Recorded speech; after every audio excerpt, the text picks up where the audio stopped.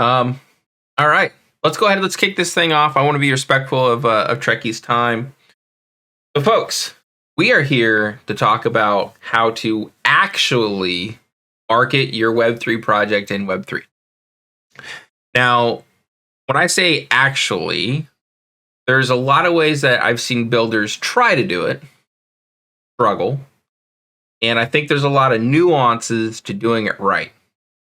I've recently had the pleasure to join Treki and the Gaming Strategist and doing a bit of contract work for him, and just seeing firsthand the things that he's built that I haven't seen before at that type of scale. So I'm super excited about today. Let's kick it off. So Treki, if you don't mind, can you just give us an introduction to yourself? Yeah. Let me do the full intro, kind of how I usually do it with most is. Again, I'm Jorge here. I'm a 15, 16-year commercial investment banker. I've worked in Wall Street my whole life, New York, Connecticut, with business owners between 50 and $100 million. And so basically what I did was I worked with the business owners to help them understand their business planning from year one to year five.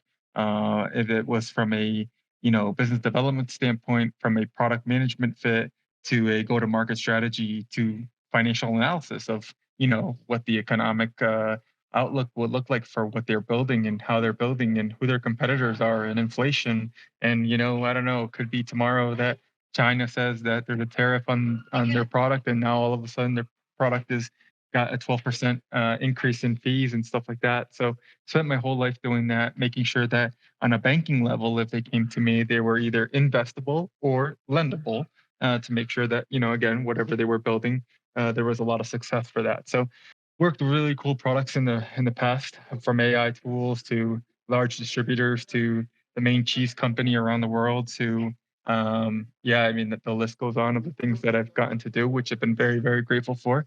But that space is also a space that I always tell people, like, there's a lifespan to it, because the amount of work and the amount of things that you do in that space is not like really a sustainable life. And while sure there's many people that have done it for 20, 30 years, I have a family, I have two daughters, I have a 5-year-old and a 7-year-old, and I have a wife. And I said to myself, there's only so much I could do with it. But I've been very grateful for the experience, and for really the wealth that's actually that investment banking has led me.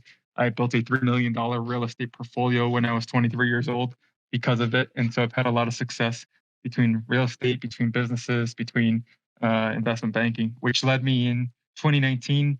I was called from one of our clients to come help advise a crypto hedge fund. And I said, okay, cool. I don't know anything about crypto really. Like, I've been dabbling with it in like 2016, 2017. As an investment banker, I would trade, here and there, like shit coins and stuff like this, because again, it was just like kind of our play account. But again, as a banker, I always said, this fake internet money will never take over my job. And so when I came to when I started advising the hedge fund, it really started opening up the eyes of blockchain and what blockchain really meant. And I think that whole understanding experience that I went through is the experience that I very much needed to be able to be a good marketeer, because you have to understand what people on the other side think of us and understand of us. And so if you are able to explain things to like a 5-year-old almost, in the sense, then you'll be a lot more successful in this Web3 gaming space. So that experience was great. So got lucky enough to join a team. Quickly kind of left banking, actually became the head of strategy for this crypto hedge fund that in 2019 we were a top 40 hedge fund across America. So we beat out probably the biggest names in the space, and very grateful for everything we did there. And in 2020, I came into the Gaming Strategist. Essentially, we were at first, I always tell people, an advisory agency, because again, my whole life I've always worked with business owners, advising them. So I said, this fits perfect with what I want to do. So let's do this. And quickly realized that advising in Web3 was not lucrative at all, because essentially holding tokens like team tokens and everything, by the time it launches, it's shoot, man, it's going to be 3-4 years, and any gameplay that gets displayed in this space goes to zero. So we're like, yeah, this doesn't make sense. So about quickly, in 3 to 6 months from launching, we kind of quickly shifted into a full-on marketing agency. And I think the success for the marketing agency is my whole life I've always sold investments. And so Web3 is all about speculation. It's all about the next degen play. It's all about the next shiny object. And I think if you understand that completely from a marketing standpoint, you will be really, really successful in Web3 gaming. If you try to go out with a full marketing plan that's like, oh, this is how the game needs to do this and the game needs to do that. Well, I'm going to tell you this.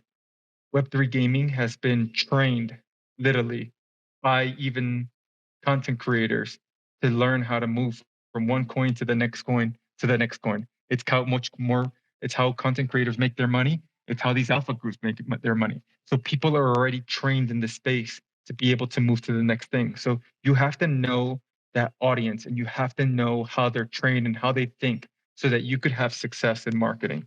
So yeah, I think that's if you want me to Dude, no, keep going, I guess that. you crushed it, man. That was awesome.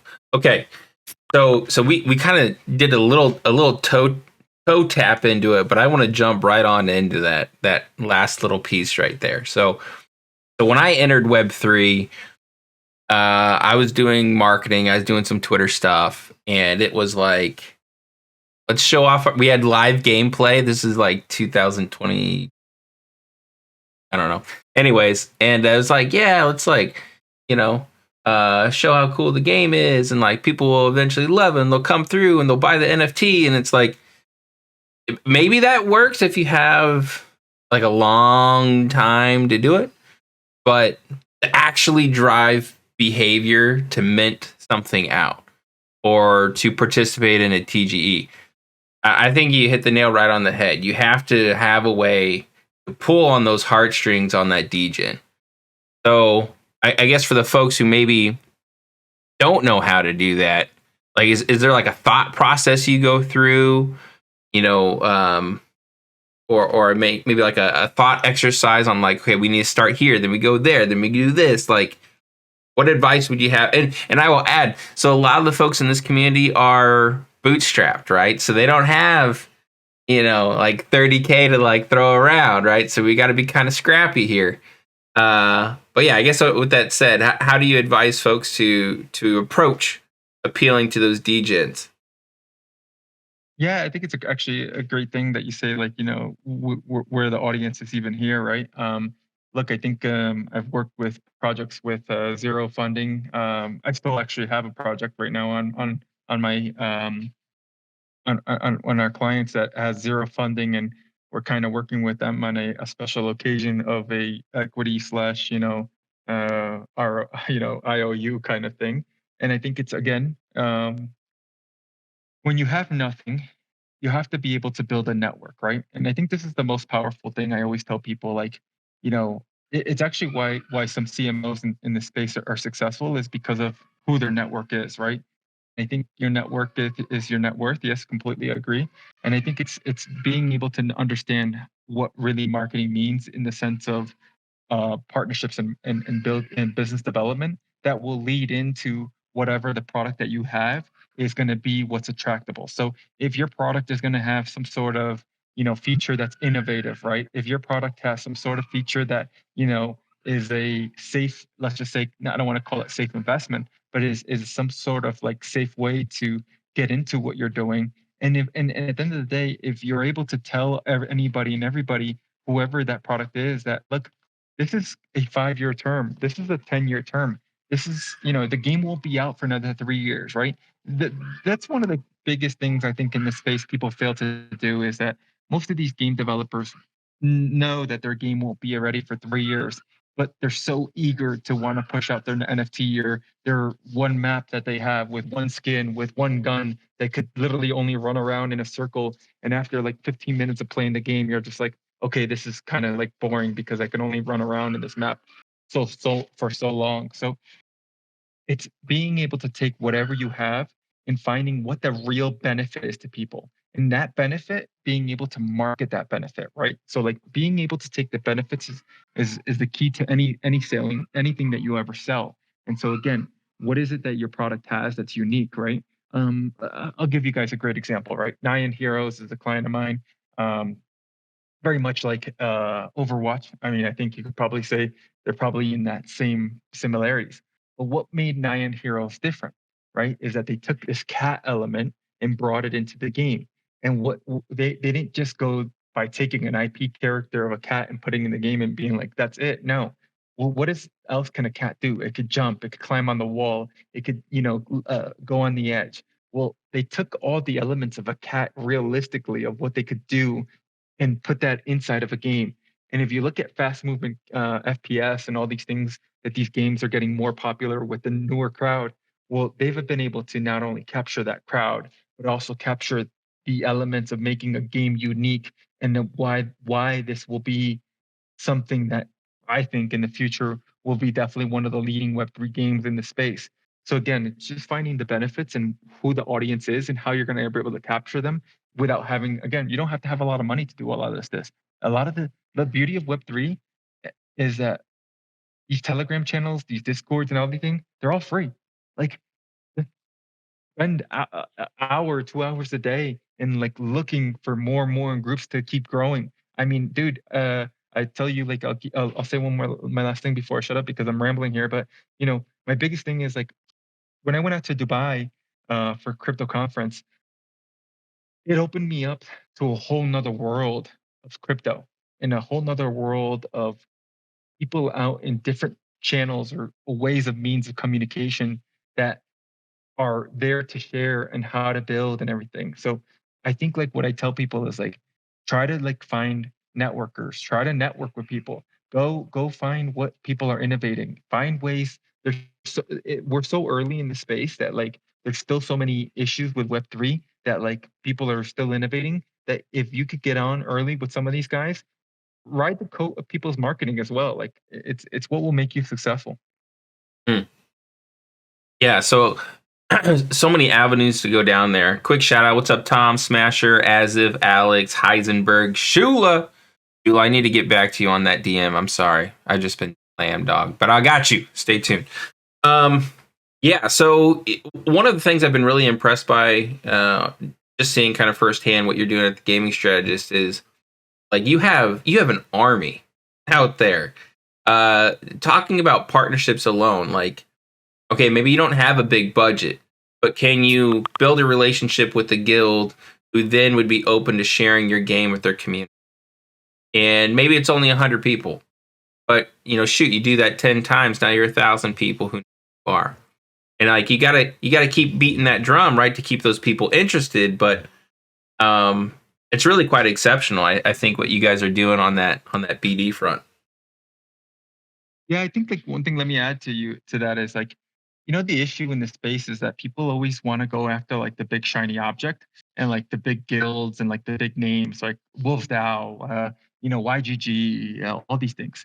But you know how many more smaller 25 to maybe 100 people group there are that you will probably be able to get into the door so much faster and so much easier and be able to really build and really get the feedback you need before even reaching the big names, right?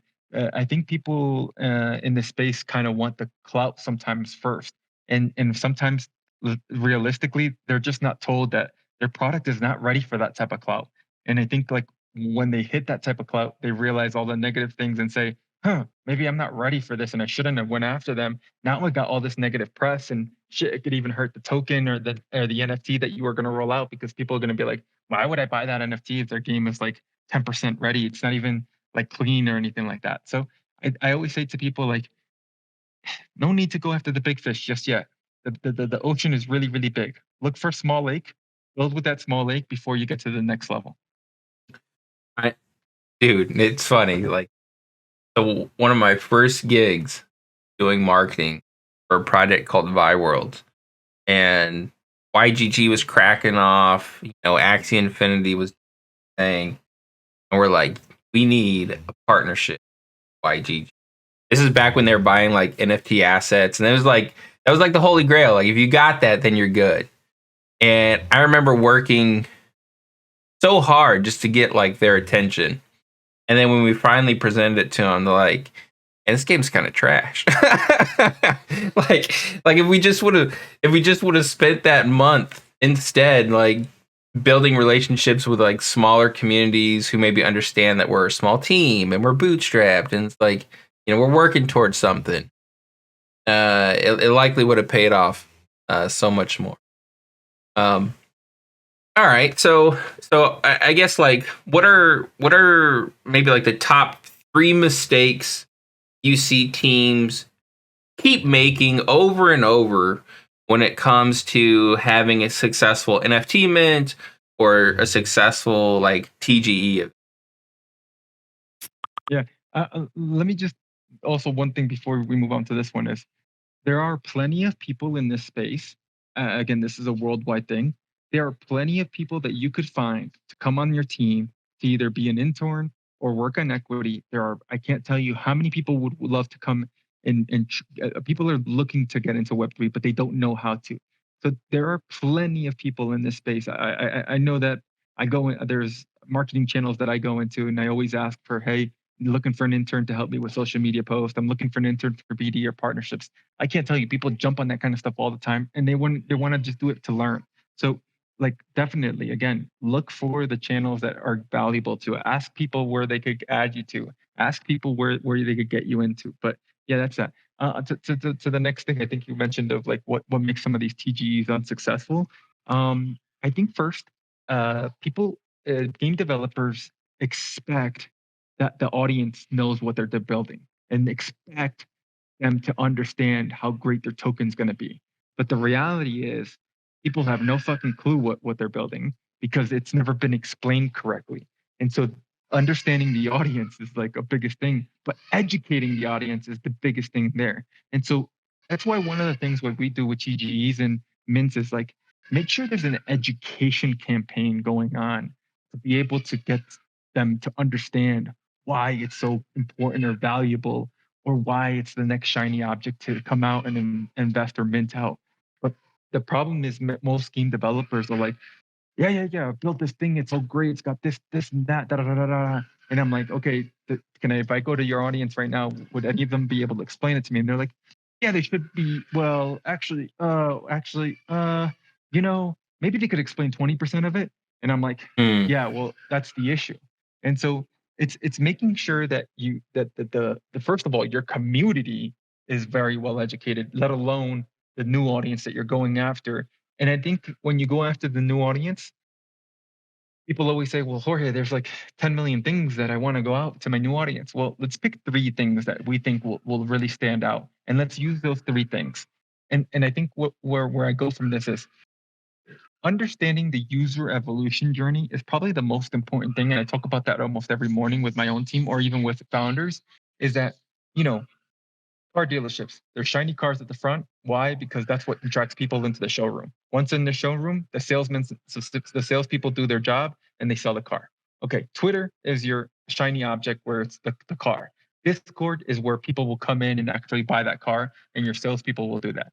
So if you take that reference and apply it to your game and say, okay, well, Twitter has to be where I kind of lure everybody into Discord, and then in Discord, my community managers, me, whoever it is, will do the rest and educate them on everything else that the game has, not just those 3 shiny objects that they saw on Twitter.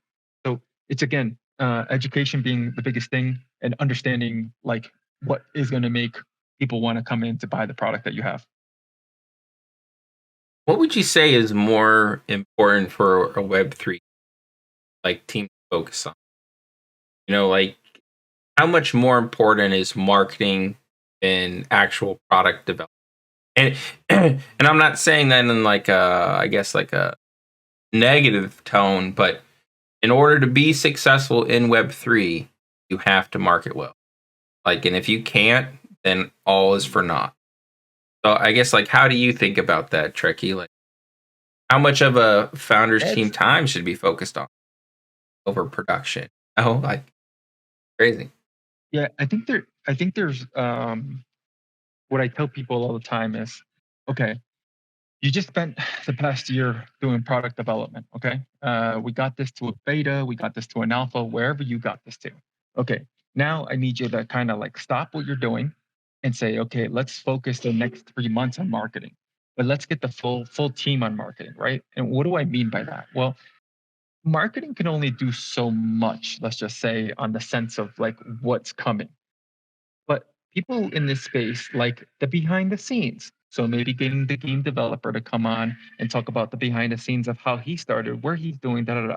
Then we get the product manager of like how the products are going to work with the marketplace, how the products are going to work with the game, and what are you going to be able to buy and sell, and why you want to buy and sell, why you want to level up, all these things. So it's I always tell people like, hey, if we're going to go into like a TGE, I need the whole team to stop what they're doing and kind of like get on this like marketing hat and tell me like why you got into it, why you're doing this. Show us behind the scenes how you came up with the first character, how you built the first map, blah blah blah blah. And so like it's more of a balance of understanding, hey guys, like if we're going into a major activation that's going to be what is going to keep the lights on for the next year because this is what we're going to sell out, well then I need you guys to all focus on marketing with me and take my marketing strategy that I'm going to roll out and see where everybody fits. So maybe every Monday we have a developers call. Maybe every Tuesday we have a game night and the developers come on or the game founder comes on and they kind of like get to chime in and shoutcast, right? Things like this. So I think it's understanding that. But I think again, marketing is the if you look at across the gaming industry, not just Web3, marketing budgets are massive, right? You look at Diablo and what they spent on their latest game. I think it was just absolutely wild, right? You look at Grand Theft Auto and what they spend, it's absolutely wild. We are nowhere near that marketing spend yet in Web3. And I think a lot of founders in the Web3 space are so um, wanting to build their product. But because of the way that the Web3 space is built, it's supposed to be in bits and pieces to keep being able to keep funding. And I think just that understanding is not very clear to founders and how to make sure that they keep the lights on in 2 years from now. If that makes sense. Yeah, that is great, man. And by the way, folks, so your typical message here. This is a community call. So if you have questions, you want to drop it in the chat, feel free. You want to come up to the stage and chat, feel free to do that as well. So I think I think for the vast majority of folks in this community, they have like a closed alpha. Maybe they have an MVP build. It's a small team, maybe like 2 founders, maybe solo founder. They've maybe gotten a bit of grant money. And now they're kind of building up to that next thing, which is, okay, can I gain a bit of attention? Can I get some users in? And could I leverage that for maybe a larger grant, or with the market getting better, potentially some VC raising, bring some capital in? I guess any specific things that we haven't already touched on that you would advocate for them to do or to focus on to be successful in those efforts?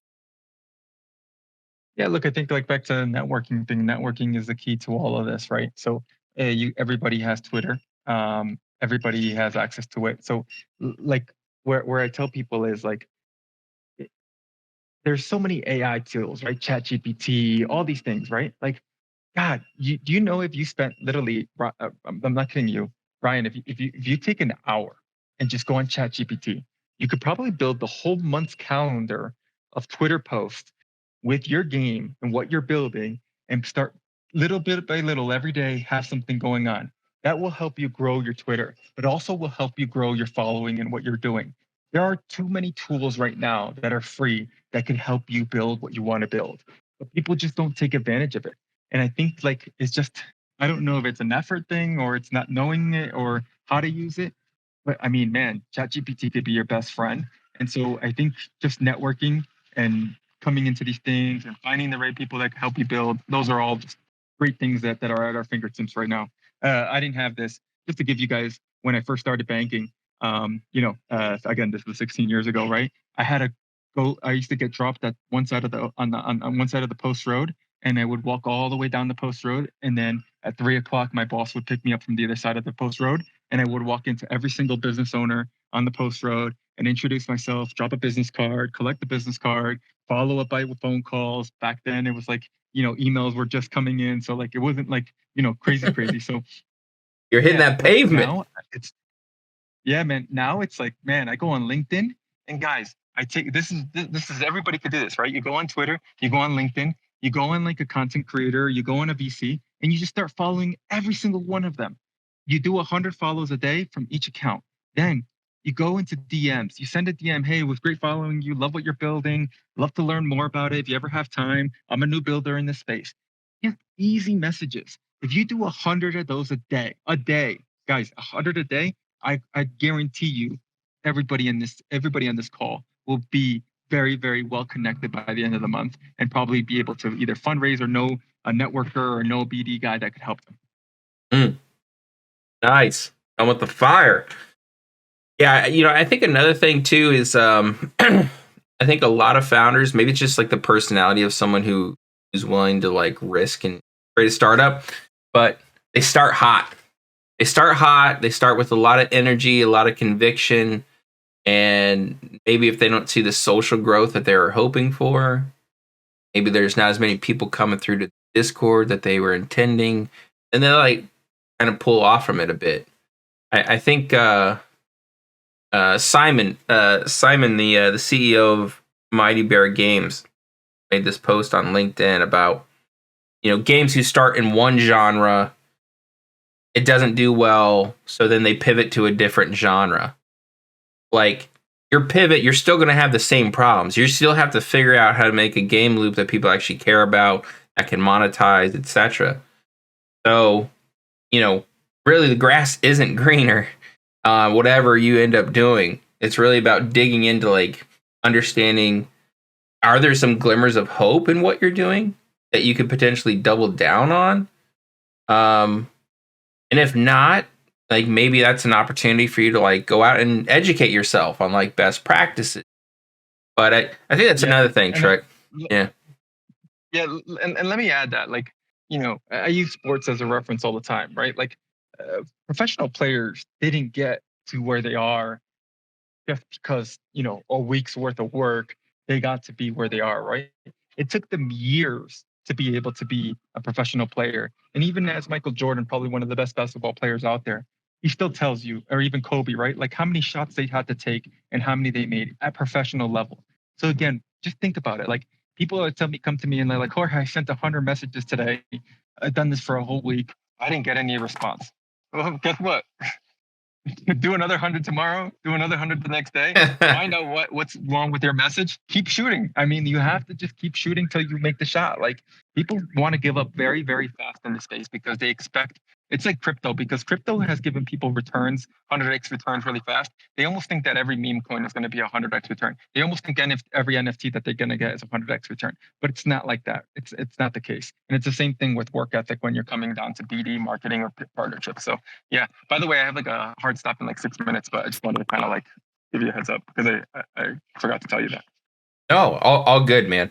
All right, folks. So I want to let Treki get out of here. We took a couple more minutes than we anticipated. If you have any questions, comments, concerns, make sure to drop them. As if said, Chat GPT is really handy. Sometimes it doesn't produce the results that I want. Any tips? I know on my end, you can feed it posts from pages or people that you like and ask it to imitate that style. You can also ask ChatGPT to create a prompt for you to make your own GPT. And it can get much more nuanced, but you just got to keep refining it. Yeah. ChatGPT, man, it has evolved so much that like, you could throw your white paper in there, and as long as you talk to it like a human being, people keep talking to ChatGPT like it's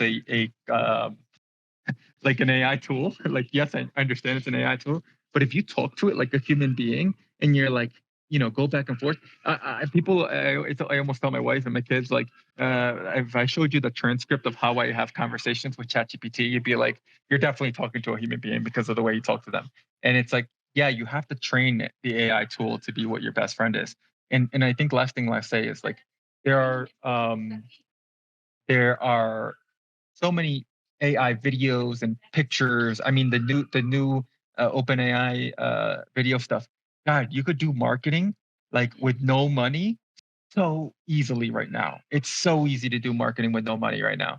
And so like You just have to put the effort. You have to learn, and it is time consuming, but like in anything, it doesn't happen overnight. Boom. All right, folks. Treki, if they want to get in contact with you, where should they go to keep the conversation going? Yeah, that's a great question, right? I think even my wife sends me messages or phone calls, and she still can't get in touch with me. Twitter is a great place to send me DMs. My Twitter account is handled by me and my partnership team, so there are 3 or 4 people that are on my Twitter, constantly monitoring messages and everything. And they kind of like always tell me to filter to which ones they need me attention to. So I think I would say that's probably the best way, because there's several people on there that could help. And yeah, I think anything I could always help with, I'm always down to do these and run it back and talk even further in marketing. Boom. All right, folks. So as for our next event, so Thursday, 9 a.m. Pacific, we have State of Web3 Gaming with Flav from the Blockchain Game Alliance. That guy sees literally every new team that comes through the BGA. So some really interesting insights coming out of that one. Yeah.